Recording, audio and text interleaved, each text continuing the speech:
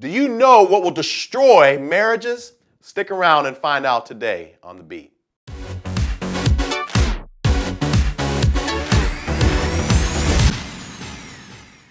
Hey everyone, my name is Allen Parr. Thank you all so much for hanging out with me today. Here on The Beat, we release a new video every single Tuesday, and today we are talking about things that will completely and totally destroy our marriages. And so today I want to take a look at one of my favorite passages of Scripture, Ephesians chapter 4, verses 25 through 31. And so here in this passage, Paul is contrasting the person that we used to be. He calls this the old man. That's the old way of thinking, the old way of acting, with this new man, who we are now that we have the Spirit of God inside of us, filling us and controlling us and guiding every single decision that we make. And so from this passage, I want to point out 4 things that will completely destroy our marriages. Number 1, dishonesty. Paul says here, let each of you lay aside falsehood and speak truth to your neighbor. And so this could be anything as simple as exaggerating a story or making a false promise and saying you're going to do something but not following through, or coming up with an excuse just to save face because somebody caught you doing something you didn't expect for them to catch you in. So it's just easier to make an excuse rather than tell the truth, or just straight up coming out lying straight to the person's face. Any of these things will damage trust. And as the old saying goes, trust takes years to build, only seconds to break, and a lifetime to repair.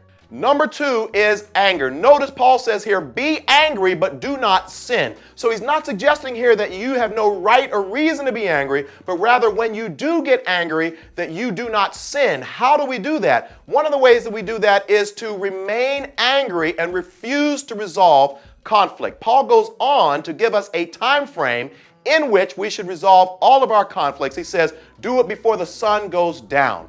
Why should we do that? It's because that whenever we don't do that, he goes on to say that we are giving the devil an opportunity. An opportunity for what? It is to fill our minds with thoughts of anger, thoughts of bitterness, thoughts of revenge, thoughts of unforgiveness, thoughts of temptation, negative thoughts about the other person. So remember the principle that when you and your spouse are not speaking to each other, the devil is speaking to both of you. Number 3, unhealthy communication. I want you to notice 4 things here. First of all, Paul says, do not let any unwholesome word come out of your mouth. And so this could be cursing at the person, being overly critical of the person, being judgmental of the person, or just outbursts of anger. Any of these things will ultimately destroy and deteriorate your marriage. Second of all, he says, instead of that, be intentional about using your words to build the person up, affirm them, and encourage them. Third, he says, according to the need of the moment. And so he's basically saying here that we need to discern what is the right time to say whatever is on our heart. And then finally, he says, so that our words will give grace to those who